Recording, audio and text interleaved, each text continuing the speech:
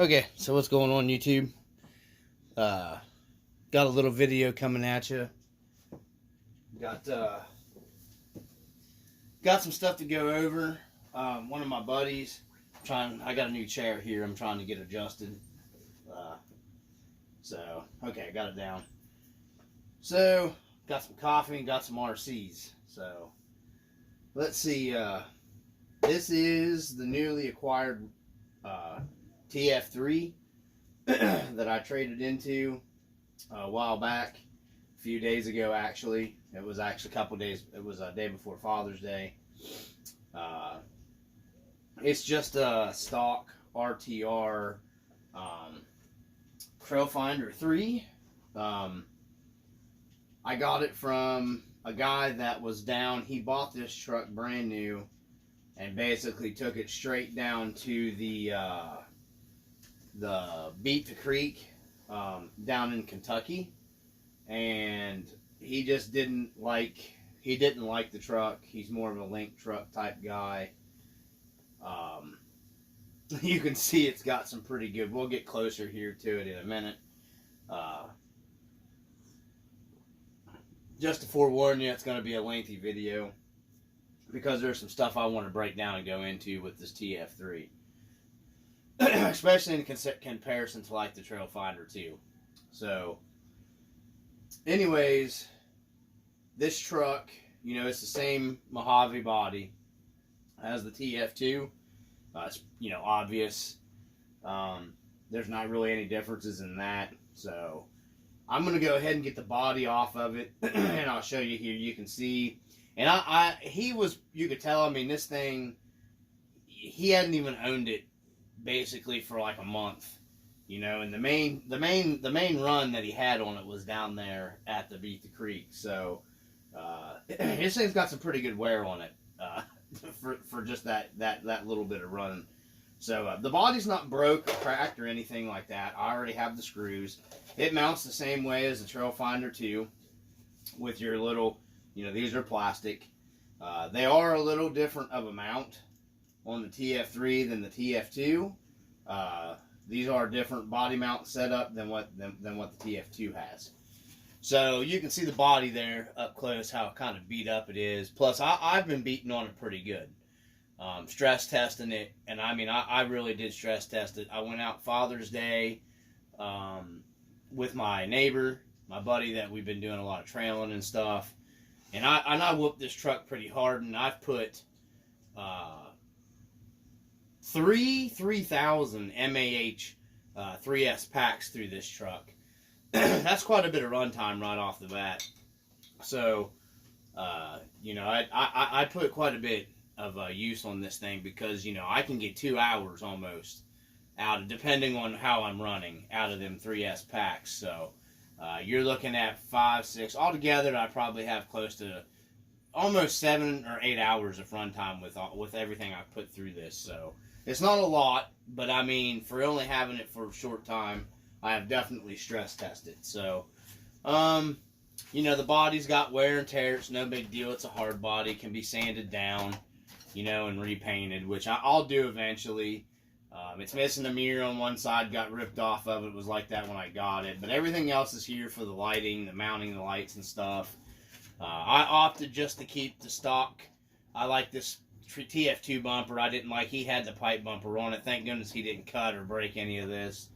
I'm glad he gave that to me. He gave me some nice 3D printed stuff. I like the box.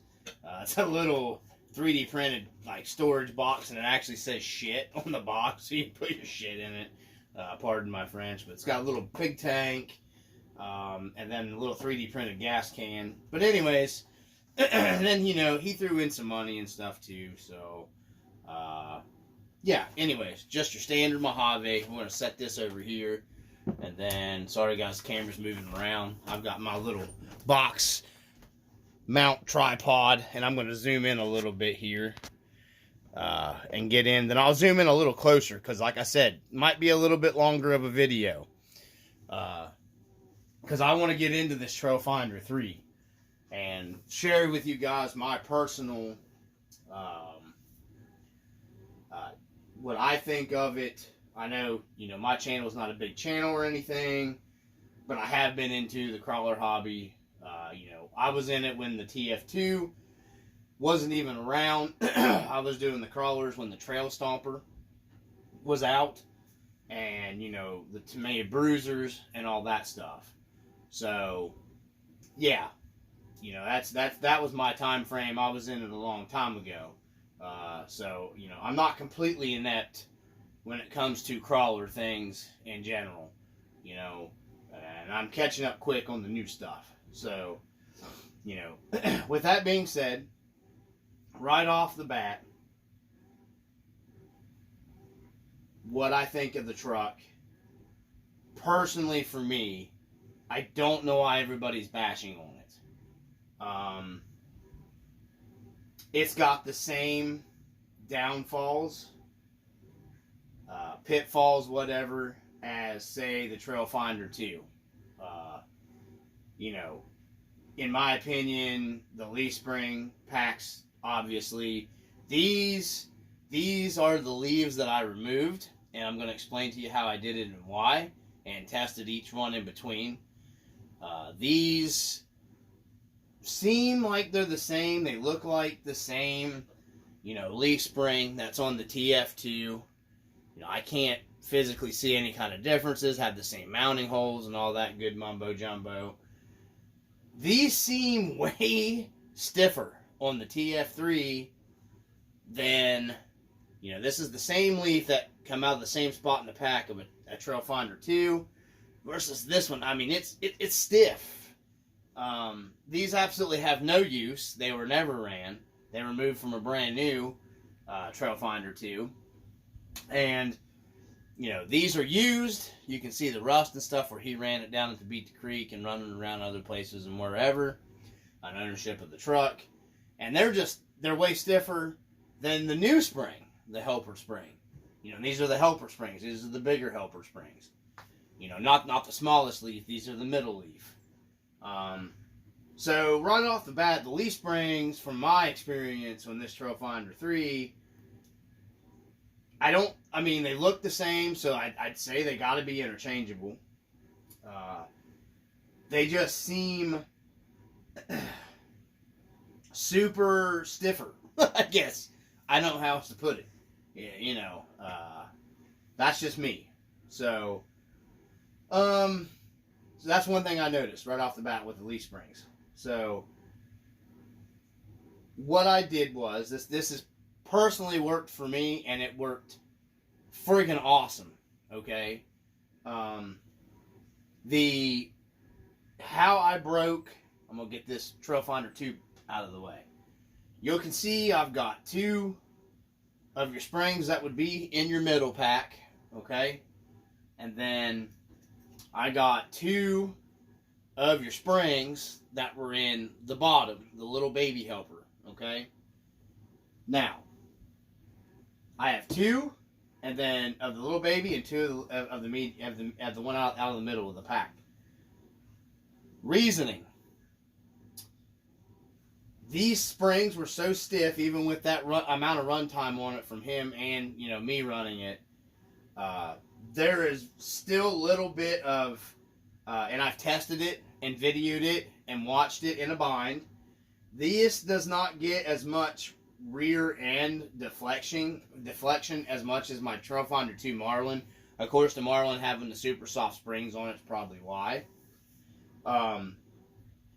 So I wasn't too worried, and like I said, this thing's pretty beat anyways, so for testing purposes, for me, this is what worked the best.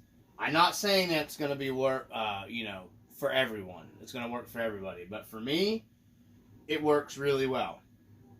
I took the spring packs all apart. I took the main leaf, and I laid it flat down, the main leaf on the table. I laid it flat down, and I just kind of worked it. I didn't put extreme pressure on it, okay? I just worked it, kind of tried to flatten it out a little bit. This works for me. This is what works for me. I'm not telling you it's going to work for you, but it worked great. It works great for me. I worked it, you know, flattened it out a little bit, and took the next one off, and I'll explain why I did that in just a second. Flattened it out a little bit, and then we'll say I did start in the front. So since you've got that big heavy motor and transmission and stuff in the front, I elected to keep these for extra support for the weight in the front of the truck, which is your medium, your middle. So those are what's in the front. The main leaf, and then these. That's what I'm running in the front of the truck. I also did the same thing with these as I did with the main leaf. Kind of worked them, flattened them out just a little bit. Not a bunch. You don't want to go too extreme and start bending them. Gently. Okay. So that's the front. Then I moved my attention to the rear of the truck, which was super way too stiff. I mean, it had no give whatsoever. It's kind of nice and smooth now. You don't got to push on it real hard to get it going. Okay, move this a little closer and I'll show you some other stuff. So this is what's left in the back. I took the main leaf off, worked it, flattened it out a little bit. I took, the little baby leaf, worked it, flattened it out a little bit, put it back on the back, put my leaf spring pack back together. So we got the leaf spring sorted. That's what I did. Now, the main reason that I did this, and I should have done a video prior to it, and it's something that bothers me on these trucks, me personally, the wheelbase, especially on this TF3 for me, maybe it was just this truck, I don't know. It did not look right, okay?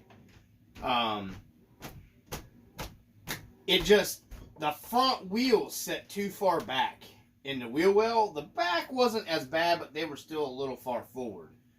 So that's why I elongated that leaf spring pack. Plus a flatter leaf pack will flex and articulate better. It's the same way with the 1-to-1. When your leaf springs start getting worn in and they start flattening out a little bit, you're going to get better suspension travel out of a leaf spring. They're the same way. It's no different than running this thing and actually running it and breaking it in. I just kind of accelerated it a little bit, and I could not deal with that wheelbase. It did not match at all. That's just me. So now the wheelbase matches perfect to what the Toyota truck should look like. The tires are sitting in the fender wells, middle, and pretty much middle, where it should be. So back onto the back. After rearranging my springs, the shocks. The TF3 already comes no springs inside the shocks at all, front or back, which is fine. You don't need them. It's got leaf springs. I took these off. They were disgustingly dirty. I cleaned them, greased them with my silicone shock grease, and took a little bit of just 20 weight or whatever that was. You can use any weight shock oil. It may have been 30 I put in. I had like some old laying around. It was clean, but it was old in the bottle. Drip, kind of just run it in there pretty good and worked it. Got the shocks good and freed up. Got the O-rings lubed. No oil in them. I mean, I don't care if the oil ran out of them or not. It doesn't matter. They just needed the silicone lube and the grease to work around in them because they were really. I don't know if it's because, they were running the crud and stuff, but they were real, they were real stiff and they didn't actuate correctly in the back. The front weren't as bad. I did the same thing in the front, but the rear were really terrible for some reason. Then, from the factory, you've got two mounting positions on your rear shocks on this truck. You got the outside and this inside part where I have them mounted. It just seemed I got just a teensy little bit more articulation and the shock action was smoother, moving them in at this angle and pinching them into here. I'd highly recommend that. Worked great for me. Like I said, once again, what works for me may not work for you. So, move those inwards. Easy stuff you can do for the TF3 out of the box to improve it. I'm telling you, the best thing with these leaf springs are to work the crap out of these. Take them off when you get them. Flatten them out a little bit. It was tremendous improvement right off the bat. Because that's what he kept saying. This truck is absolutely... There's no articulation. There's no... it's one wheel in the air all the time. It looks stupid going over the terrain. It's so stiff. You always have one wheel free spinning. This guy wasn't a newbie, crawler guy. He knew what he was doing. He builds custom stuff. He was new to the leaf spring world. But this stuff worked amazing for me. This truck, just with those little bit of mods, was like night and day. I can drive this thing all over where my Marlin goes just as easy, truthfully not better. And I honestly think maybe a little bit of this truck may actually do better than my Marlin personally for me. And it may be the tires, because these are maybe these are better. I can't see them being better than my Pitbull Growlers, but this thing performed fantastic all day the other day on the trails. And I was beating on it pretty hard. I was not cutting it any slack on purpose, because I knew I was going to be doing this video.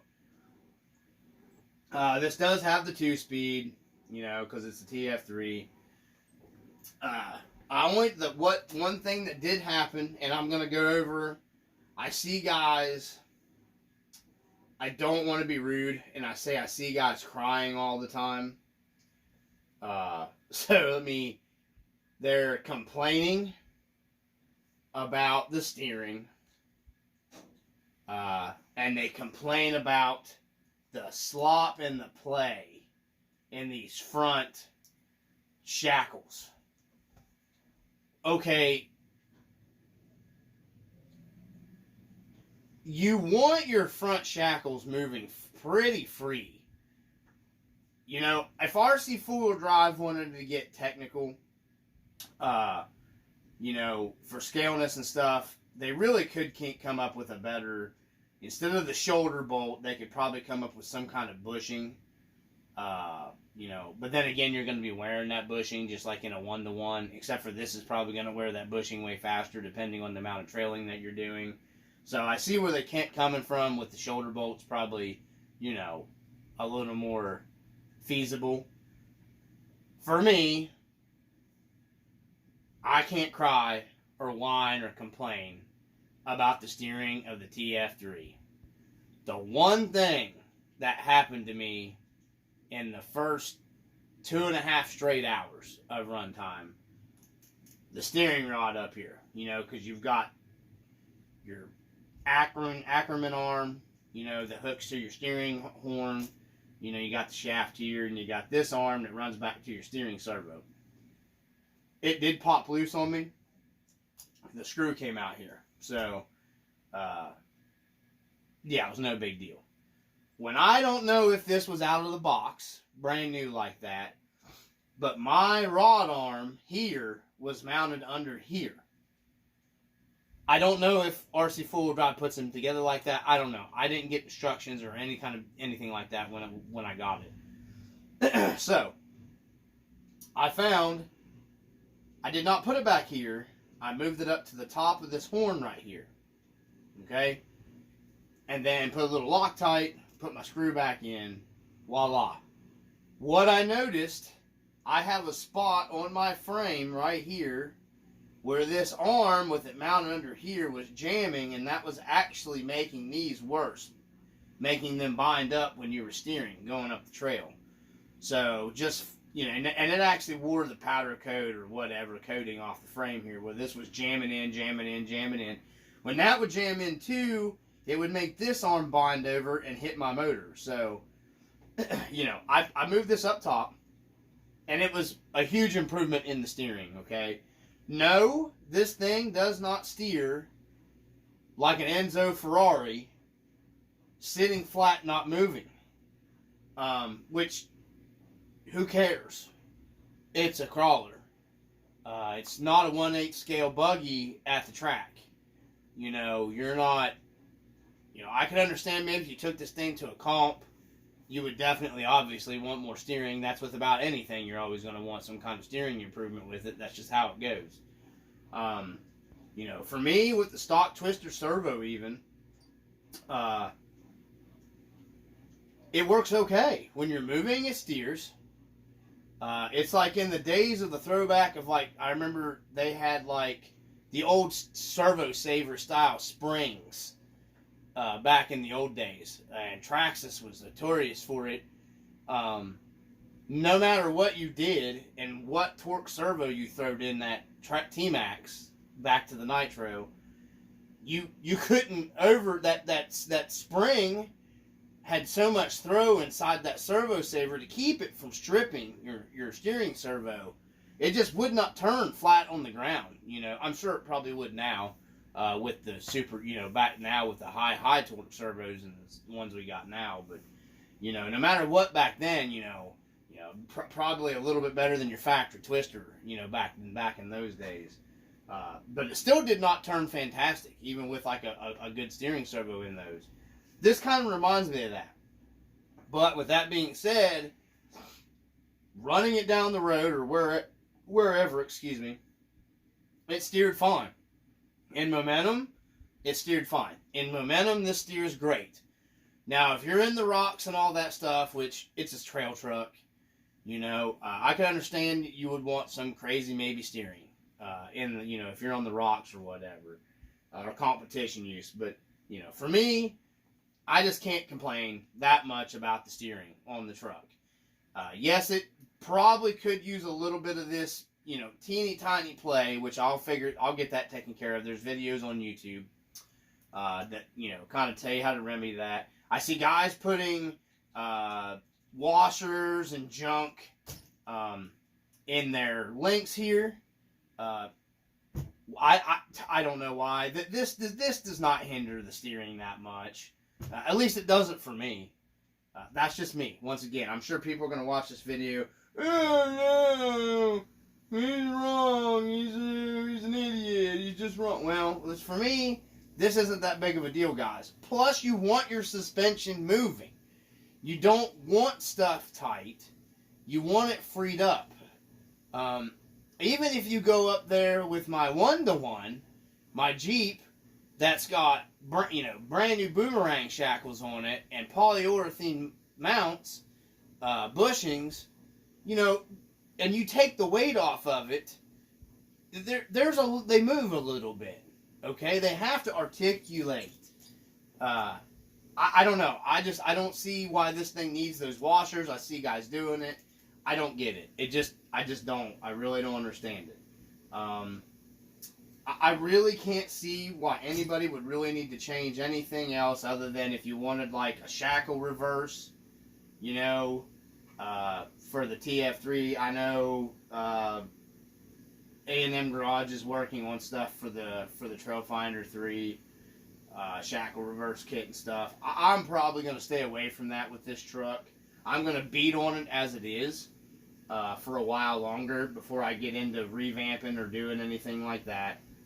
Because it's, you know, a fairly new platform, kind of.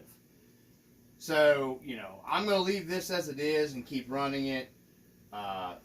You know, I was going everywhere where my neighbor's Link truck was going. That's how good this thing did. I like the 2-speed, but I found myself liking 2-speeds. It's nice because you can kind of gear it down and throw a, you know, it's got just a 45 turn in it right now. But, you know, you got that second gear. If you're on 3S, you can really bust it. I mean, you know, if you need that burst, it's kind of, I like it. I like that transmission better than the TF2 2-speed that my buddy had. This thing is a little noisy. I don't know why everybody complains about the noise.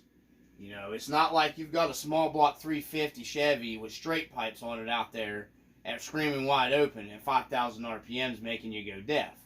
It's a little noisy. I don't understand or get it where all these guys on these videos and stuff and they complain about the crawler being noisy. I just don't understand that.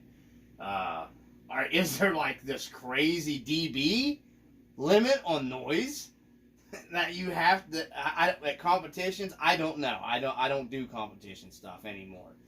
I just don't care as long as it goes good and it looks cool doing it. You know, I'm gonna try to take the transfer case and the transmission, and I'm gonna separate them and I'm gonna grease them and see if it quiets it down a little bit. I already did the front and rear diffs to check the grease in those. They were actually good and they were pretty clean. I don't think he ran this thing in mud and water, so because it doesn't have a lot of rust. It's just dusty. It's dust, not rust. So, and like I said, I'm gonna keep running this thing. I am gonna clean it because I never even bothered to clean it when I got it off of him. So yes, I know it's my buddy's gonna watch this. He's gonna be like, "Oh my gosh, you know who you are." But what else can I say here? The chassis, you know, it's like the Bruiser or the HG407. You know, the old school, narrower in the front, wider in the back. I'm cool with that. I actually like this chassis. If they did like a single speed and did away with this crap and scaled down the motor a little bit, my gosh, this chassis would be so open. You could do all kinds of different stuff. You still can. I actually kind of like this chassis. I'm not going to say I like it better than the Trailfinder 2, but I'm not going to lie, I really like this truck. I don't give a crap about the transmission case being plastic. I don't give a crap about the transfer case being plastic. I'm sure if that bothers people enough, or maybe already now, I haven't researched it, RC4WD will probably make aluminum case upgrades for them, I'm guessing, or somebody will. I don't like the big chunky 22RE. Not motor, engine. Motors are electric. Engines are combustion. I don't really like that. It is big. And the hood doesn't open. I see why everybody gripes about that. So, hold on a second, guys. I see, you know, it looks like a Cat Diesel or a 4BT Cummins. It's big. That's not what she said. So anyways, this is big. I get it. Guys, I get where they're coming from on that. Same way with the transmission, it seems a little bigger than probably needed to be. I like how the motor and the transmission and everything, you know, are hooked in together there like a one-to-one truck. I think that's pretty cool. I don't see, you know, I do wish they probably would have scaled this motor down a little bit. You know, it's not that big of a deal to me. And you could they're probably going to make some parts. I'm hoping for this. Or if they make a smaller, I think they did this bigger. Because I'm pretty sure you could probably get a 550 can in there. And if they did it smaller, you might not get a 550 can, per se, in there. I mean, I don't know. That's, you know, I haven't investigated it enough. Honestly, the 45 turn, you know, RC4WD, when it goes down, you know, I'll put a Holmes Hobby, probably 540. Either a 16 or a 20 in it, because I have, you know, there's no use putting, I don't need a 550 can in it on 3S.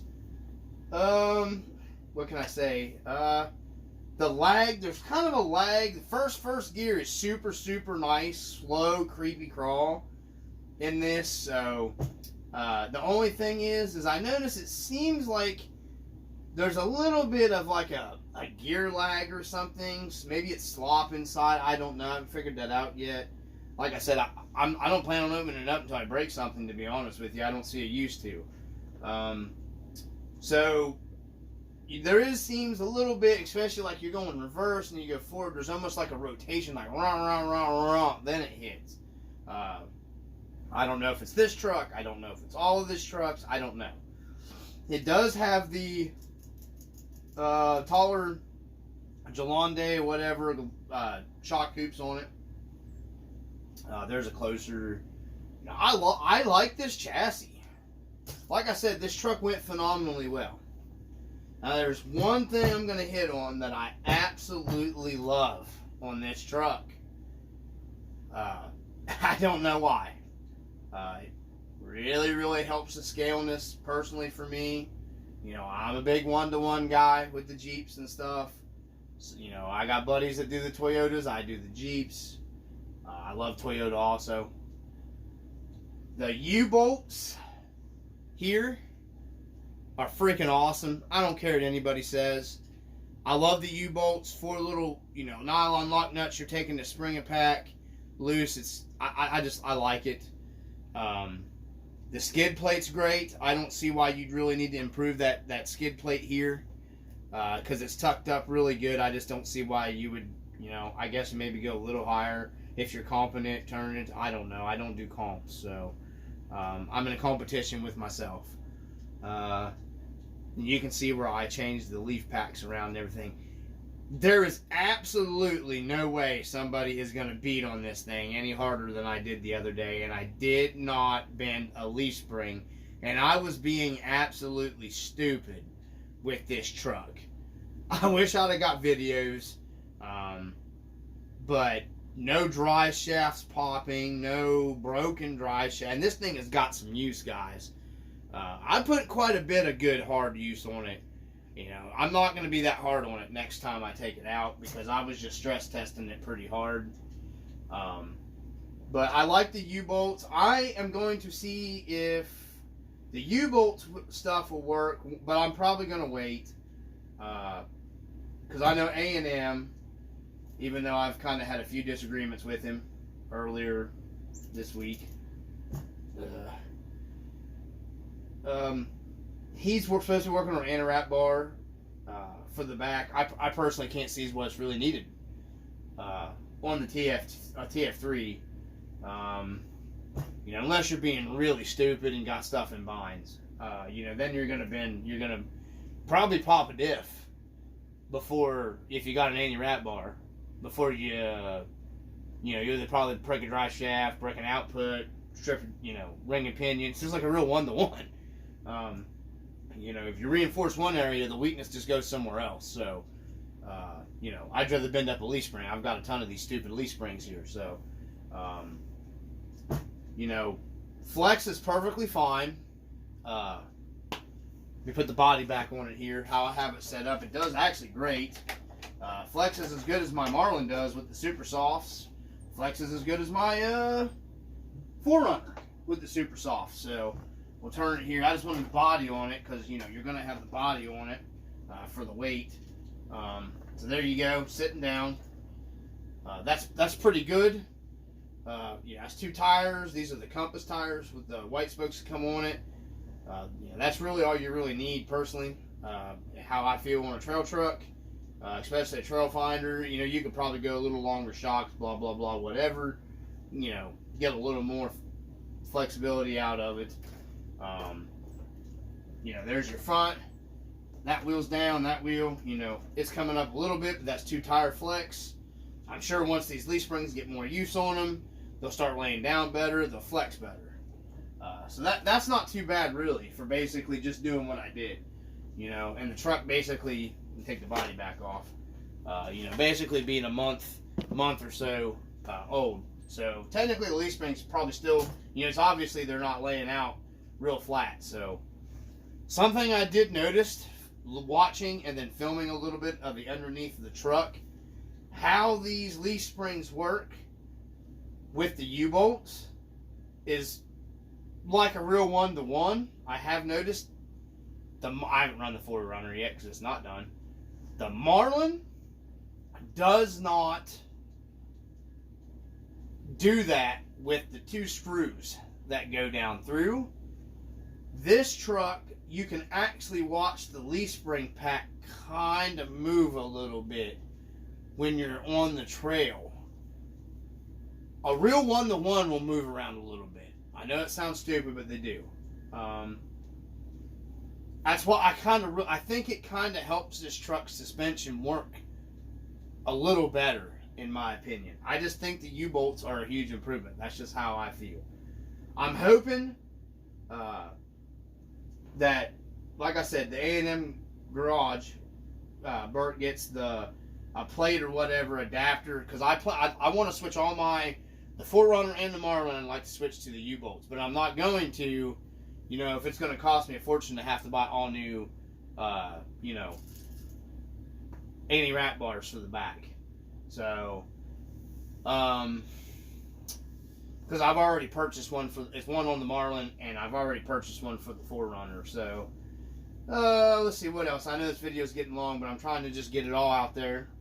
I really like this. I really like this setup really well. You know, I haven't been into working on it or anything like that because it's been fine since the guy swapped it to me. The shift servo, you know, it's good and solid mounted. It don't move around because it's mounted half to aluminum, and then the battery tray is plastic. It's mounted to back here. You know, doesn't move around. You know, steering servo is good and solid. It does have the Element general grabbers on it. These tires go awesome. I haven't tried these out. These are the Compass RC4WD the MT Compass.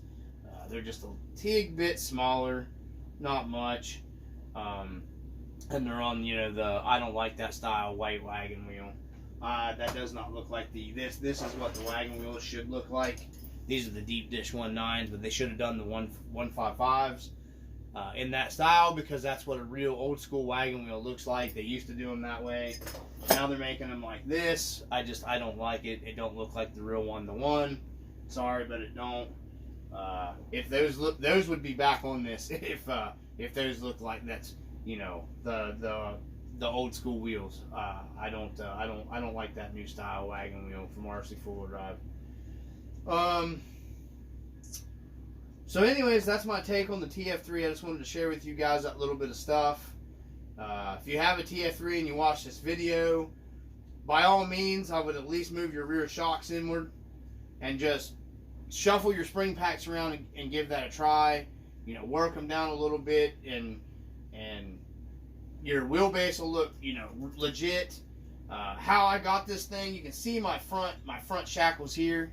You can see them raise up. See, that's where they were at with the full spring pack and all hard like that. See, when I put the weight down, how they move forward. It works. It works. The wheelbase looks right that way. You got center and center. You know, a Toyota truck don't have the tires sitting back here, farther back in the fender well, and this one, they don't look like that. Okay, they don't look that way. You know, I don't know if RC4WD kind of does that because they know once the spring pack starts breaking in, they'll settle down. I have no idea. Maybe that's why they do that. I don't know. I just went ahead and took, you know, that's just how I did it. So, you know, I'm not complaining. Flipping this up on the steering seems to work fine for me right now. I probably will, like I said, there's a couple videos I'm going to investigate online. I've been looking at on YouTube here that shows you kind of how to take the play out of here. I'm not worried about the play here. I'll work servo in it if need be. Personally, I don't feel it needs it really. You know, and that'll eliminate that. Or you know, if you shim this, you leave a little bit of that play in there, guys. Don't tighten that up to where it's got nowhere to go at all, because believe it or not, that little bit of help, there's no difference, okay, in you guys having a little bit of that play and the guys that chino these spring mounts. I've been investigating all that stuff, you know. You're gonna have your spring moving around inside your hanger. There's no difference in having your play really here than having your spring moving around in your hanger on that chino. I don't get that. I see the guys posting about this stuff. I don't. Somebody can explain it on here. Tell me I'm wrong. I don't, you know, like I said, chino modded, your spring's just moving inside here, allowing it to articulate a little more and give you a little more, you know, flex, articulation. You know, you're this little bit of play is it's not that big of a deal. See that she's nice and squeaky, like a trail finder should be, like a real Toyota truck, like the suspension, or my 2001 Crown Vic coming home from work. Squeaky, squeaky. So, anyhow, I just wanted to share this video with you guys. My bud told me I should do a video up on it. That's the best my explanation I can do. So, sorry the video was so long. I hope everybody watches it. I appreciate everybody that gives me feedback. Like I said, I'm sure there's people going to watch this and they're going to get butt hurt. That's just my feeling. I'm almost going to tell you I kind of like the Trailfinder 3 a little bit better than the Trailfinder 2. That's just me. You know, it hurts, it pains me to say that, but so far, personally, I love my Marlin. I don't know, I haven't taken the 4Runner out yet.